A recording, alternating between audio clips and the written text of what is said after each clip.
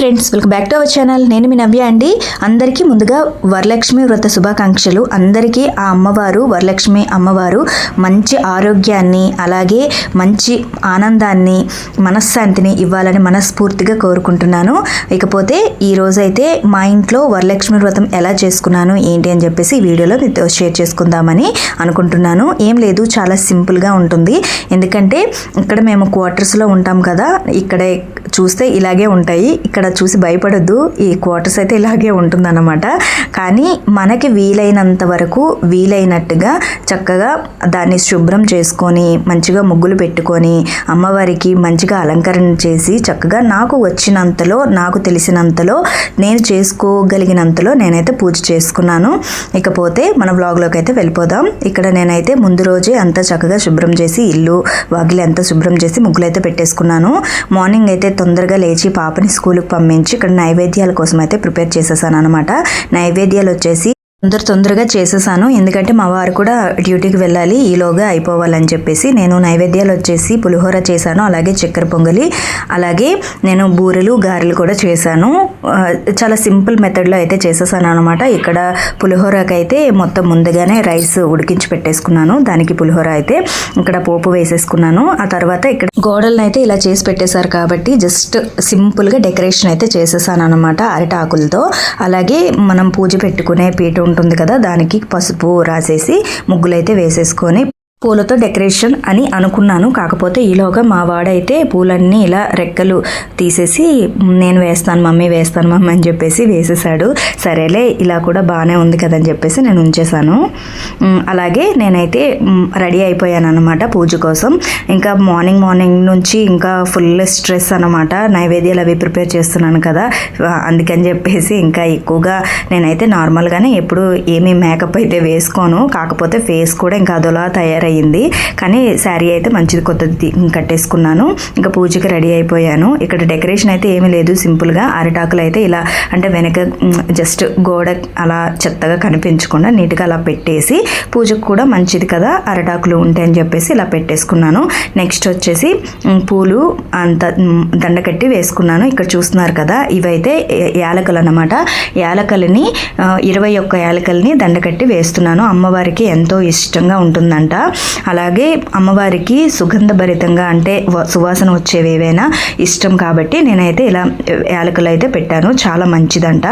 మీరు కూడా మీకు ఒకవేళ తెలియకపోతే ఇలా ఇంకొకసారి చేయండి. అలాగే నా పూజ కోసం అవసరమైన పూలు పళ్ళు అన్నీ కూడా అమర్చుకున్నాను. దీపం జ్యోతి పరబ్రహ్మ రూపేణ హరతే పపం సంధ్యా దీపం నమోస్తుతే విష్ణు శక్తి జగన్మాత అనేక రత్న సంభూతే భూదేవి నమోస్తుతే.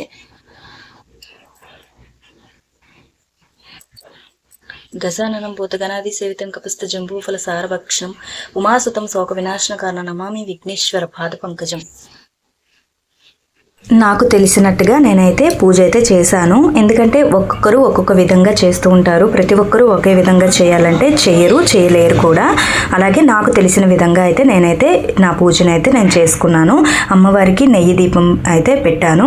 అలాగే మనం వినాయకుడిని కూడా ఏ పూజ చేసినా కూడా వినాయకుడిని అయితే కంపల్సరీగా పూజిస్తాం కాబట్టి ముందుగా వినాయకుడిని కూడా పూజించుకొని నేను చేసిన నైవేద్యాలు, అలాగే అమ్మవారికి తాంబూలం, చీర, జాకెట్ అన్నీ పెట్టి పసుపు కుంకుమలతో పువ్వులతో పూజ చేశాను. ఇక్కడ చూస్తున్నారు కదా, మా వారైతే డ్యూటీకి ఒకసారి వెళ్ళి మళ్ళీ వచ్చారు. మా బాబు అయితే ఇంకా నేను మమ్మీ చేస్తుంది కదా నువ్వు కూడా చేయి పప్ప అంటే వాడు ఇబ్బంది పెట్టేస్తున్నాడని నా పక్కనే బాబు కూర్చుంటే వాడిని ఒడిలో కూర్చోబెట్టుకొని మా వారు కూడా నేను చేస్తున్నట్టే ఇలా చేస్తున్నారనమాట. వాళ్ళు ఆడుకుంటున్నట్టు. కాకపోతే అలా చేయటం వల్ల ఇంకా పసుపు కుంకుమలతో పూజ చేస్తే మంచిదే కదని చెప్పేసి మా వారికి కూడా ఇచ్చానన్నమాట. ఇంకా వాడు పక్కనే ఉన్నాడు. వాడు స్కూల్ లేదు, 4 days అయితే హాలిడేస్ అని చెప్పేసి వాడు అలా ఇంకా అల్లరి చేసేస్తున్నాడు. మార్నింగ్ లేచినప్పటి నుంచి నాకు ఏమీ చేయనివ్వట్లేదు. అయినా కూడా ఇంకా పూజ చేసుకోవాలి కదా అని చెప్పేసి వాడిని కొంచెం వాడి రూట్లోకి నేను వెళ్ళిపోయాను అనమాట. ఇంకా అమ్మవారికి అయితే 108 నామాలు అయితే చదువుకొని మనస్ఫూర్తిగా అమ్మవారికి అయితే పూజ చేశాను.